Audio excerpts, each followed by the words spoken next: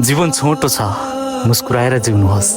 फर्केर यादहरू मात्रै आउँछन्, समय होइन।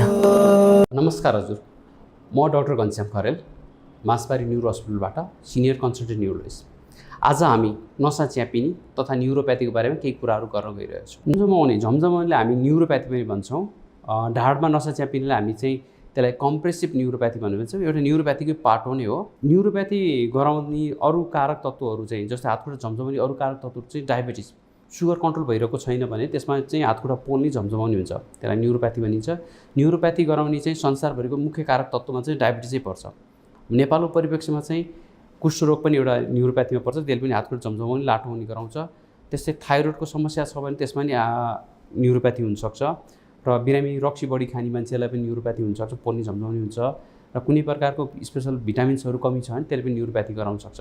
न्युरोप्याथी र यो हाम्रो कम्प्रेसन अर्थात् चाहिँ नसा च्यापिने समस्यामा चाहिँ के फरक हुन्छ नि, नसा च्यापिँदा फेरि प्रायः जसो शरीरको एउटा पाटोमा एउटा ठाउँ मात्रै हुन्छ। तर न्युरोप्याथी चाहिँ यो जुन चाहिँ हामी रक्सी खाएर हुने, डायबिटिजले हुने, थाइरोइडले हुने, न्युट्रिसन या भिटामिन्सको कमीको कारणले गर्दा हुने न्युरोप्याथी चाहिँ शरीरको सम्पूर्ण भागमा हुन्छ। त्यसलाई चाहिँ त्यसरी शरीरको सबै ठाउँमा अर्थात् दुवै खुट्टामा, दुवै हातमा भइरहेको छ भने त्यो न्युरोप्याथी हो। त्यो चाहिँ कुनै रोगले गर्दाखेरि हुन्छ। तर शरीरको एउटा बाटोमा मात्रै भइरहेको छ भने चाहिँ त्यो चाहिँ नसा च्यापिने समस्या हो। यङ एजमा प्रायः नहुनसक्छ। यङ एजमा हुनलाई चाहिँ प्रायः चाहिँ चोट लागेको, ढाडमा चोट लागेको कन्डिसन हुनु पऱ्यो, या फिर चाहिँ कुनै प्रकारको इन्फेक्सनहरू हुनु पऱ्यो यङ एजमा चाहिँ हुनको लागि चाहिँ। तर चाहिँ प्रायः मध्य एजदेखि लिएर चाहिँ वृद्ध एजमा चाहिँ उमेरमा चाहिँ प्रायः चाहिँ यो नसा च्यापिने समस्या चाहिँ बढी हुन्छ।